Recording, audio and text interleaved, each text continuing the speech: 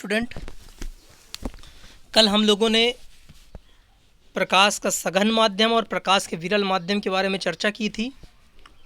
थोड़ा सा आपको रिपीट करवा रहे हैं कि जो घना माध्यम होता है, सघन माध्यम होता है, जहाँ पे जो है आपका अपवर्तनांक वाला माध्यम, यानी दो माध्यमों की तुलना करने पर अगर अपवर्तनांक अधिक है तो वो माध्यम सघन कहलाएगा। अगर तुलना करने पर उस माध्यम का अपवर्तनांक कम है तो वो विरल कहलाएगा। सबसे अधिक जो होता है वो किसका होता है? हीरे का। अब जब देखो एक बात ध्यान दो, जिसका अपवर्तनांक ज़्यादा होगा, जैसे हीरे का अपवर्तनांक जो है सबसे अधिक होता है, तो इसका तात्पर्य यह है कि प्रकाश की चाल बहुत कम होगी। जब घना हो जाएगा तो प्रकाश कहाँ उतना अच्छा चल पाएगा, है ना। जैसे अगर वायु में देखा जाए तो प्रकाश बहुत अच्छा चलता है, लेकिन अगर पानी में देखा जाए तो कम चलेगा, क्योंकि उसके अपेक्षा पानी का जो अपवर्तनांक है वो ज़्यादा है। कांच का अपवर्तनांक ज़्यादा है तो वो कम चलेगा, जबकि वायु में ज़्यादा चलेगा। ठीक है, अब इसमें कुछ चीज़ें देखते हैं। जब प्रकाश की किरण विरल माध्यम से सघन माध्यम में जाती है, ये देखिए विरल माध्यम है ना बच्चों, क्या है? अगर आप देखें तो ये ऊपर वाला जो पोर्शन है, ये ऊपर वाला जो पोर्शन है, ये कौन सा पोर्शन है? विरल माध्यम। ये जो लाल रंग की डंडी दिखाई दे रही है, ये वाली, ये डॉटेड, ये आपके अभिलंब है ना। तो विरल माध्यम ऊपर है, ये नीचे से भी दिखाई जा सकती थी। तो जब प्रकाश किरण, हमने एक प्रकाश किरण केवल ली उसके बारे में, क्योंकि देखिए प्रकाश तो बहुत सारी किरणें होती है, लेकिन हम लोग जब उसका नॉलेज पढ़ते हैं तो उसके केवल एक एक किरण लेकर पढ़ते हैं। तो देखा विरल माध्यम से सघन माध्यम में जाती है तो उसकी चाल धीमी हो जाती है। नॉर्मल सी बात है, जब घना माध्यम होगा तो धीमी होगी ना, तथा अभिलंब की ओर झुक जाती है। जैसे पेंसिल देखा होगा ना कि पानी में टेढ़ी दिखाई देती है, तो वो प्रकाश किरण की वजह से ऐसा होता है। चलो फिर भी देखो, अगर आप गौर से देखें तो ये सीधी आई लेकिन थोड़ा सा झुक गई है, ये देखिए थोड़ा सा झुक गई है।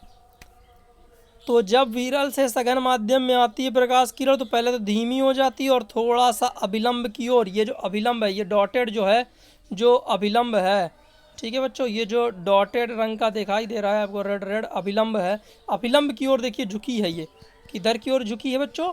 अभिलंब की ओर आ गई है ना, ये नीली वाली अभिलंब की ओर। तो अभिलंब की ओर थोड़ी देर थोड़ा झुक जाती है। पहली बात इसको याद रखना है, फिगर बना लेना है। आगे देखिए और देखें, अब उल्टा है, देखिए उल्टा ध्यान दीजिएगा।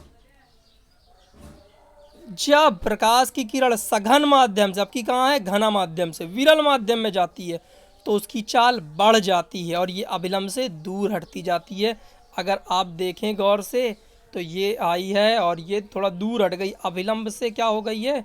इस अभिलंब से दूर हट गई है, तो अभिलंब से दूर हट जाती है। ओके, दोनों बातें, कोई कन्फ्यूज़न नहीं होना चाहिए, आ जानी चाहिए। अब जितनी कहानी हमने दर्पण के लिए पढ़ी थी, पूरी की पूरी कहानी आपको फिर से पढ़नी पड़ेगी लेंस के लिए। पूरी वैसे ही है, एक एक जैसे उसमें याद किया है इसमें भी याद करना पड़ेगा। अगर उसमें याद किया तो कुछ फ़ायदा यहाँ मिलेगा, और अगर उसमें भी नहीं याद किया तो फिर बच्चों और दोगुना हो जाएगा, फिर और आपके लिए समस्याएं बढ़ती जानी है। अब ना याद करो, समस्याएं बढ़ती चली जाएंगी। चलिए अब आगे देखते हैं क्या है गोलीय लेंस। क्या है? गोलीय लेंस। गोलीय लेंस क्या है? दो तलों से घिरा हुआ कोई पारदर्शी माध्यम जिसका एक या दोनों तल गोली होते हैं लेंस कहलाता है। दो तलों से घिरा हुआ पारदर्शी माध्यम जिसका एक या दोनों तल गोली हैं लेंस कहलाता है। दोनों में आपको बहुत आसान सा अंतर बता रहे हैं, ध्यान दीजिएगा। देखिए बच्चों, लेंस और दर्पण में मेन अंतर क्या होता है? ये मान लीजिए लेंस बना दिया हमने, ये बना दिया हमने दर्पण, तो इसकी एक तरफ पालिश होती है, इसके दोनों तल क्या होते हैं? पारदर्शी होते हैं। फिर यही बात है, कह रहा दो तलों से घिरा हुआ। कैसा घिरा हुआ है? इसमें दो तल हैं, एक तल ये है, दूसरा तल ये है, दो तलों से घिरा हुआ पारदर्शी माध्यम, पारदर्शी है दोनों तरफ, एक या दोनों तल गोली हैं। एक तल हो सकता है कि ऐसा हो सकता है एक तल ऐसा हो, कैसा हो देखिए, हो सकता है कि एक तल गोली हो, एक तल सीधा हो, ऐसा। एक या दोनों तल गोली हैं, लेंस कहलाता है। ये लेंस की परिभाषा इंपॉर्टेंट, कि दो तलों से घिरा हुआ कोई पारदर्शी माध्यम जिसका एक या दोनों तल गोली हो है, लेंस कहलाता है। ओके बच्चों, अब दो लेंस है, एक उत्तल लेंस, दूसरा कौन सा लेंस है, अवतल लेंस। एक उत्तल लेंस, दूसरा अवतल लेंस। ठीक है, फ़र्क देख लीजिए, बहुत आसान सा फ़र्क है बच्चों। क्या क्या फ़र्क है, यह किनारों की अपेक्षा बीच में मोटा होता है। बीच में देखिए मोटा दिखाई दे रहा है यहाँ पे, और किनारों की अपेक्षा बीच में मोटा होता है, यानी किनारे पे पतला, बीच में मोटा होता है। इसमें उल्टा कर देना है, यह बीच की अपेक्षा किनारों में मोटा होता है, तो किनारों में मोटा, बीच में पतला होता है। यह अभिसारी लेंस है, ये बहुत इंपॉर्टेंट बात है। इन बात को अगर आप भूल गए तो दिक्कत हो जाए। अभिसारी यानी प्रकाश किरण को सिकोड़ने वाला। कैसे, अभी आपको बता रहे हैं कि अभिसारी लेंस है, और ये वाला कैसा है, अपसारी लेंस है। यानी कि अगर दो प्रकाश किरणें, ये आ रही है, ये आ रही प्रकाश किरण, तो ये इसको क्या कर देगा, सिकोड़ देगा, अभिसारित कर देगा, सिकोड़ देगा। लेकिन अगर यहाँ पर यही प्रकाश किरणें आ रही हैं तो ये क्या कर देगा, उस प्रकाश किरण को फैला देगा और फैला देगा। ठीक है बच्चों, क्या कर देगा, फैला देगा, यानी ऐसे और फैला देगा। देखो ये सिकोड़ दिया, ये फैला दिया, तो ये अपसारी लेंस हो गया और ये अभिसारी लेंस हो गया। दोनों में यही फ़र्क है। ओके बच्चों, इनको फिगर ही बना लीजिएगा और इनका लिख भी लीजिएगा।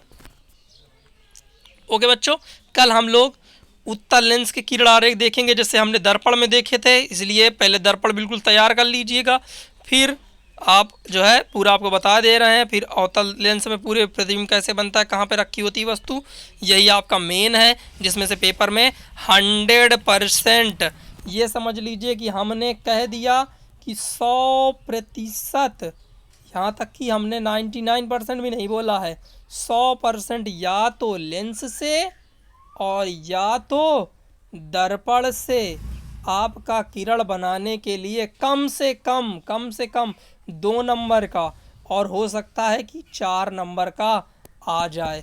इसलिए दर्पण भी आपको ध्यान देना है और लेंस भी आपको ध्यान देना है।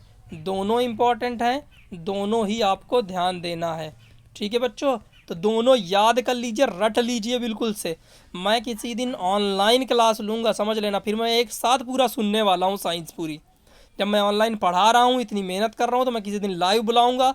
एक एक बच्चे का आना ज़रूरी होगा, चाहे वो संडे का दिन हो, चाहे रात का हो, चाहे जहाँ जब आपको टाइम मिलेगा वो टाइम रखूँगा, मैं लाइव क्लास लूँगा और सबसे सुनूँगा। इसलिए लापरवाही नहीं, बिल्कुल याद करके रखिएगा। ओके, और जो बच्चे बाहर वाले हों जिनके पास हो, शेयर कर दिया करिए, नीचे कमेंट करके बताया करिए कि सर समझ में आया कि नहीं आया। अच्छी लगे क्लास तो लाइक कर दिया करिए। Okay, thank you.